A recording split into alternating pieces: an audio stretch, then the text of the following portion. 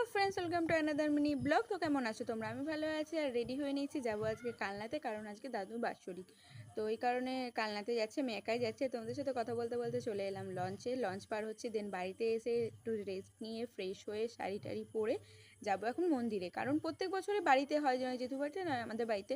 তো এবার জেঠু বাবা দুজনে বললো যে এবার চল মন্দিরে গুরুপাঠাই করা যাক। তো মা আমাকে বলছে আয় তোকে একটু তিলক পরিয়ে দিই। এদিকে সব রেডি, কীর্তন হলো একটু, দেন ভেজে ভোগ আরতি শুরু হয়ে গেছে এখন।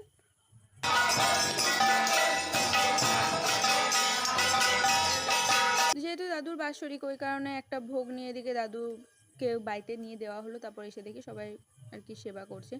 আমরা সেবা টেবা করে রেস্ট নিয়ে সন্ধ্যেবেলা আমি আর মা দেখো আবার যাচ্ছি মন্দিরে। এখন মন্দিরে সন্ধ্যা আরতি হবে দেখে, তো বেশ ভালোই লাগছে। তারপরে দেখি বাচ্চা ভাইটা কি সুন্দর খোল বাজাচ্ছে, দেখেও খুব ভালো লাগলো। আজকে সারাদিনটা এইভাবেই কাটলো ব্যস্ততার মধ্যে। তো আবার বাড়িতে এসে বসে গেছে দাদা প্রজেক্ট করতে। তো আজকে ভিডিওটা কেমন লাগলো সাবস্ক্রাইব করে সাথে দেখো।